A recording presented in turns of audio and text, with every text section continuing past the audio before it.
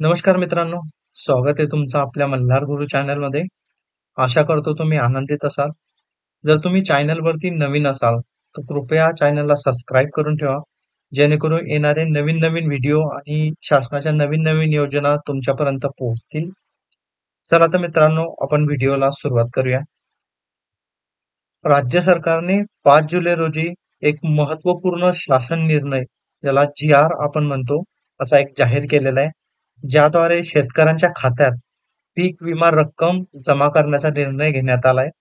आता राज्य सरकारने तातडीने पावले उचलून 2024च्या पीक विमा रक्कमचे जे वितरण आहे, त्या कामाला सुरुवात केलेली आहे.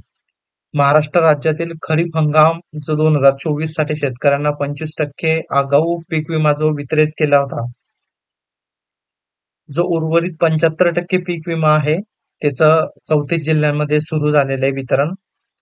पीक विमा योजना शेतकऱ्यांसाठी एक महत्त्वाची योजना आहे. या योजनेतून शेतकऱ्यांना त्यांच्या पिकाचे नुकसान भरून काढण्यासाठी आर्थिक सहाय्य मिळते, म्हणजे मदत केली जाते शासनाकडून. परंतु अनेकदा असं होतं, की या योजनेचा लाभ मिळण्यासाठी शेतकऱ्यांना खूप अडचणीचा सामना करावा लागतो आणि काही तांत्रिक अडचणीमुळे शेतकऱ्यांना जो लाभ असतो तो वेळेत मिळत नाही.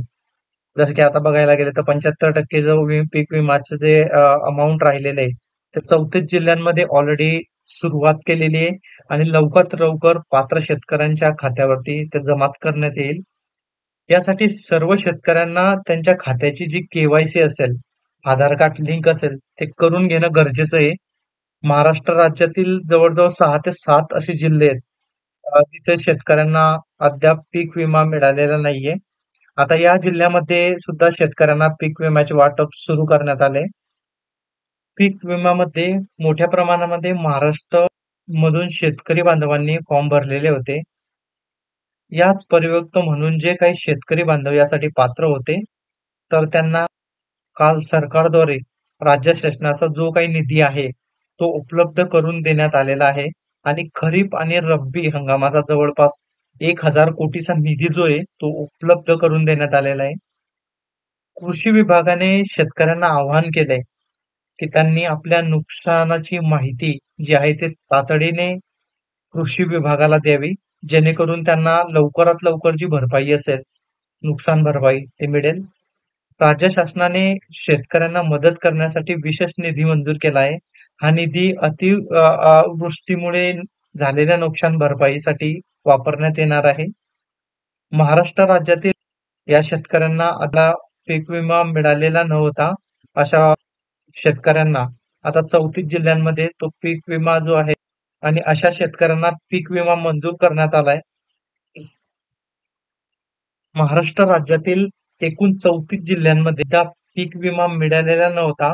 अशा शेतकऱ्यांना पीक विमा मंजूर करण्यात आलाय आणि हा जो पीक विमा जो असेल, तो कंपनीच्या अंतिम अहवालानुसार अशा शेतकऱ्यांना पीक विम्याचे वाटप सुरू करण्यात आले आहे. खरीप पीक विमा 2024 पीक विमा हा खालील कंपन्यांच्या माध्यमातून वाटप केला जाणार आहे. पहिला ओरिएंटल इन्शुरन्स, दुसरा जनरल इन्शुरन्स आणि तिसरा जो आहे तो एच-डी-एफ-सी अर्गो आहे. मित्रांनो, आशा करतो की तुम्हाला या व्हिडिओच्या माध्यमातून थोडी माहिती मिळाली असेल. कृपया चॅनलला सबस्क्राईब करून ठेवा, जेणेकरून येणारे जे नवीन-नवीन व्हिडिओ असतील ते तुमच्यापर्यंत पोहोचतील. चला तर मित्रांनो, भेटूया आपण पुढच्या व्हिडिओमध्ये. तोपर्यंत स्वतःची काळजी घ्या. जय हिंद.